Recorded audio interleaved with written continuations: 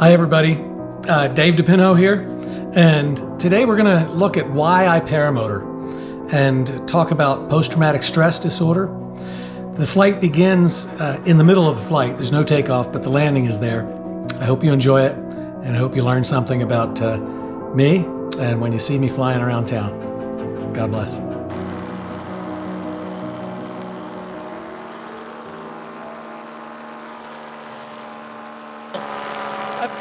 Put this off, but it's time to kind of get it done, and hopefully my sound will be right on this, and you'll be able to hear me.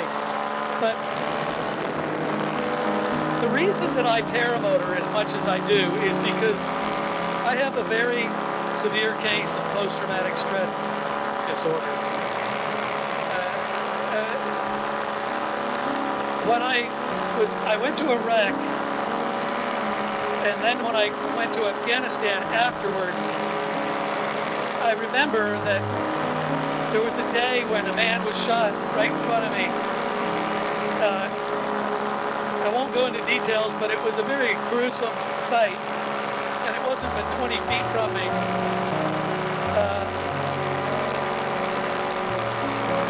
It was really affected me to see it happen. I had seen it, bad injuries many times in the hospital that I had worked in Iraq, and because I had been a former Marine, I was chosen and I was better prepared to go outside the gate and minister to the troops all over the field in Afghanistan and Iraq. I did it in both places.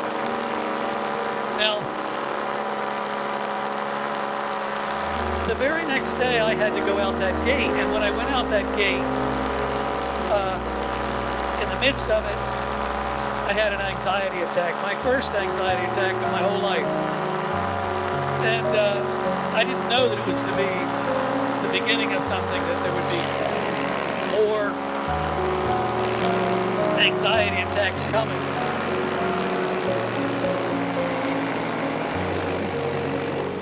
Yeah, I didn't know there would be more coming, but there were. There were a number, it lasted for years after that.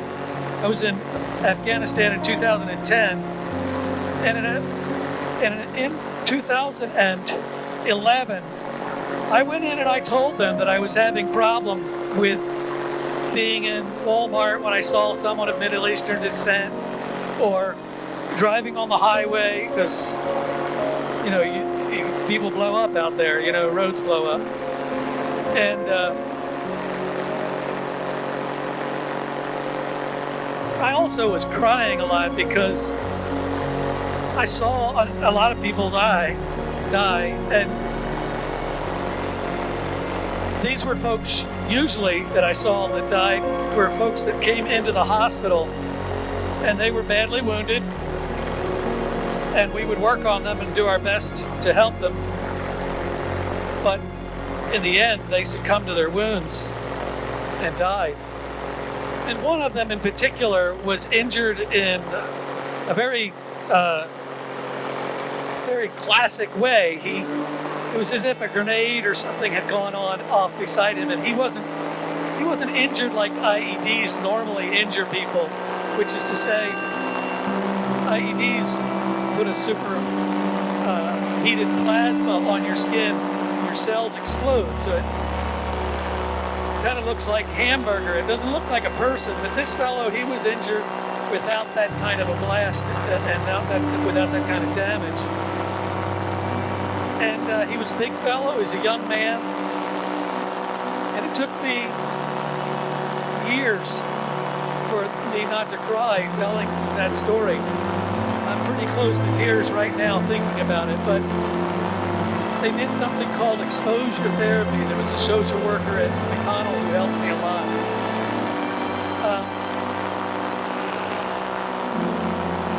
But that didn't take care of the other things that were going on in my head, which was deep depression and anxiety.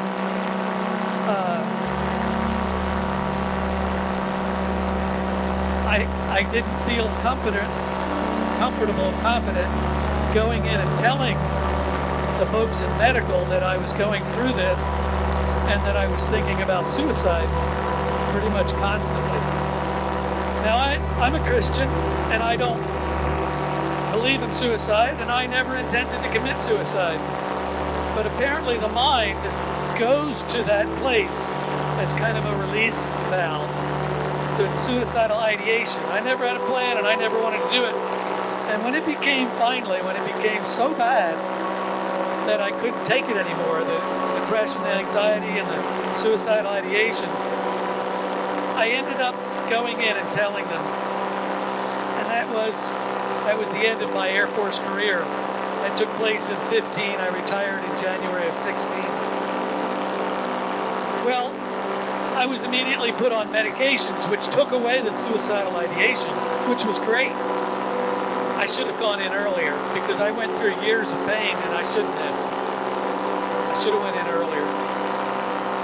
Now flash forward to leaving the Air Force and coming back to my house here in Prattville, Alabama, which is the greatest town in the world, by the way, with the greatest people in America. And I was pretty much incapacitated after I went off some of the heavier drugs. I was taking Adderall, which is a speed, which kept me going for a couple of years. As I weaned off of that, I became very lethargic and didn't do much of anything, probably for 18 months or so. Until I was watching a video on YouTube. I didn't know YouTube had all this stuff on it. I thought it was just so you could learn how to fix a washing machine or whatever, how to do things. But it had all kinds of things on there, and it had Tucker God. Tucker God is the most famous paramotorist with about 1.5 million subscribers on YouTube. And a really nice guy, too. I like him a lot. But anyway, I saw him, this young kid, doing this stuff, and it immediately scared me. I'm really afraid of height. Really afraid of height. It's my only well-developed phobia. And so, I would put this on the big screen and get an idea of whether or not I could do it myself. I'd stand there and see if I could take it. Stand being up there. Well, it was shooting adrenaline through me like you wouldn't believe. And after a couple days, I started feeling better. A lot better. And I started doing things. And within a week, I had enough change because I was watching it every day. He's got a lot of videos, a lot of old ones. That I called my doctor and I said, hey, this is what's happening. And I'm feeling a lot better. And the doc said, well, yeah, adrenaline is a great treatment for depression. I said, you're kidding. He said, no. So I made the decision right here and then that I was going to be flying the Paramotor.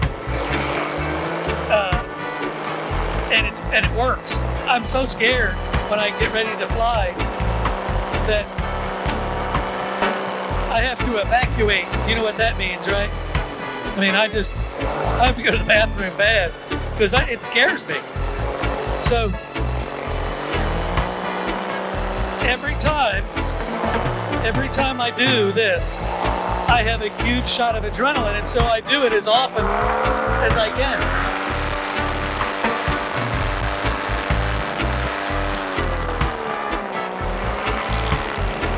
Yeah, I do it as often as I can.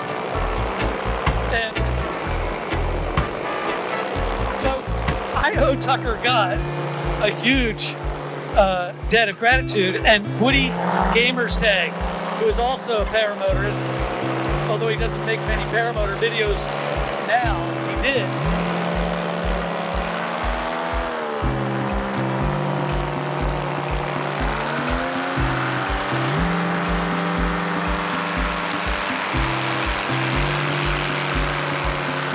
And he was a little bit older. Woody was a little bit older. And because he was older, I could identify and relate to him a little bit better in terms of coming to believe that I could do it too.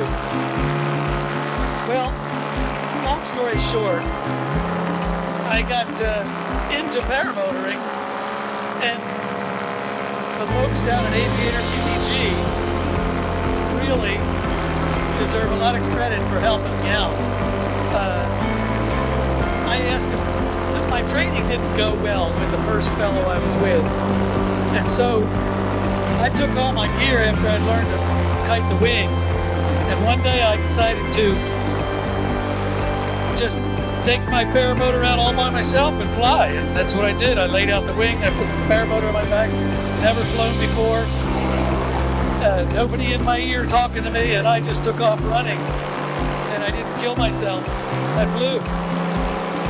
You'll see that picture of me that I put out there with me in the orange helmet.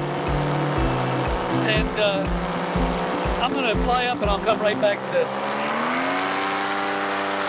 So anyway, I flew about 40 flights. And I wasn't a very good paramotorist. My wife kept saying, you run a lot longer than everybody else.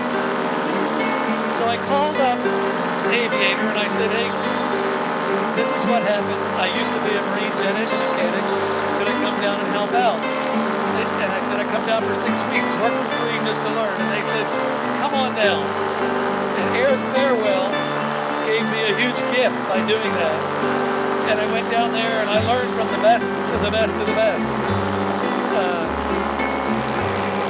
They are a great team down there, and that's where I really learned to fly. I spent 6 weeks down there, dumb as dirt when I arrived, and they taught me a lot.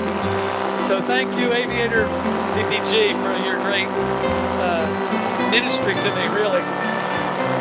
But there's other people, and I'm going to forget so many of them, but I got to mention a few of them that are out there on YouTube that really were an encouragement. David Wolf is one. Rick Davies is another. Trike Flyer is another in Texas, I think. There are a bunch. There are a bunch of people, but I can't think of them right now. Andrew Solano doesn't make videos, but he was one of the trainers that helped me out. That was a big deal. And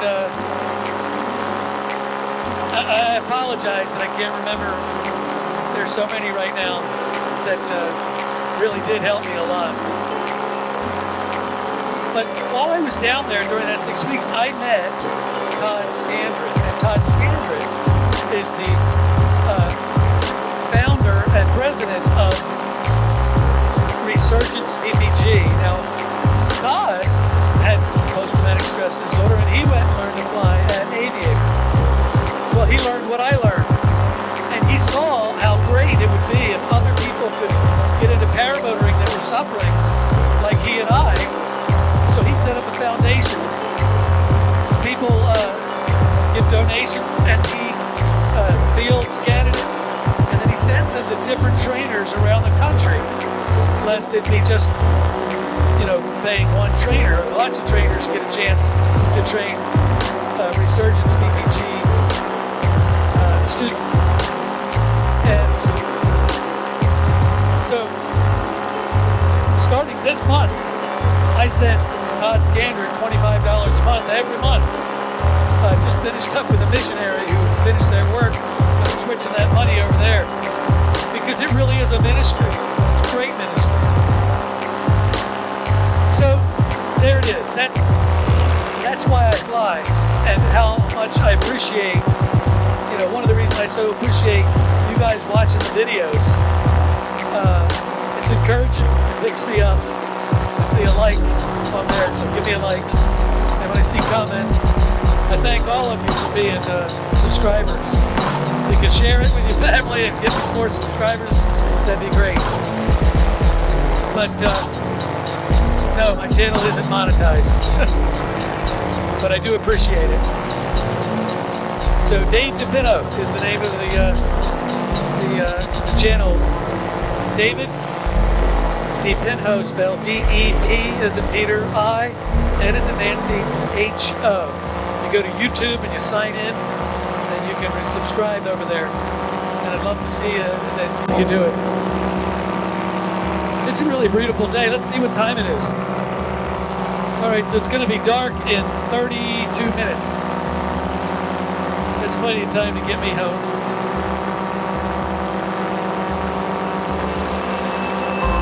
Flying down by Bass Pro.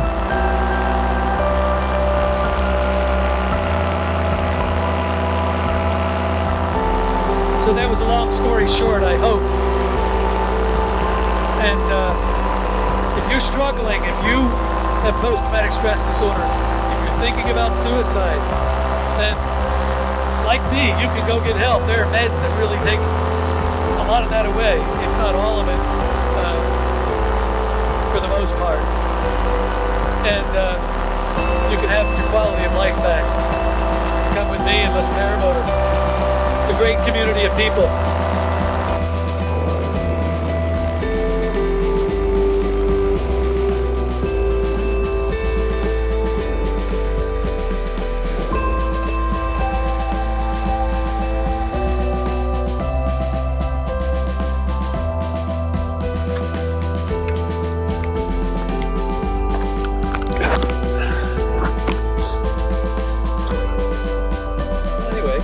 Enjoyed the flight.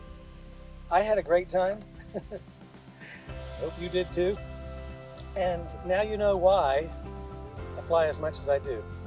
And your tolerance with me around town and your kindness really means a lot to me. And I hope you have a great day and God bless.